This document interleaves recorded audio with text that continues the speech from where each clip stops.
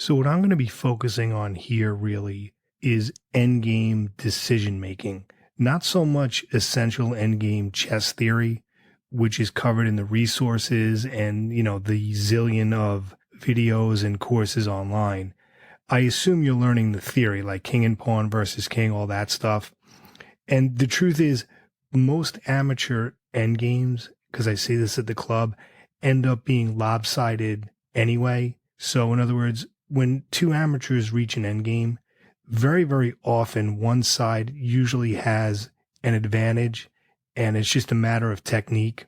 So, that's something to keep in mind. But again, we're going to be focusing really on decision making because a lot of amateur players, they know the theory or they're studying the theory, but when they actually sit down for a tournament game, they're just making poor decisions just for other reasons. Maybe it's nerves or maybe it's lack of experience, whatever it is.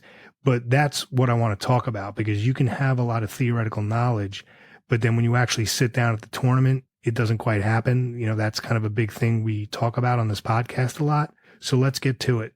So the first amateur endgame mistake, in my view, is that you're studying these unrealistic composed puzzles that you will never see in an actual tournament, or you're studying something like the knight and bishop mate, like king, knight, and bishop versus king, which number one is not what you need right now because you need the basics. And number two, you may go your entire chess career without ever, being able to utilize the bishop and knight mate. People will say, oh, well, it's good to do because you're learning coordination of the pieces. And you don't need that right now, my opinion.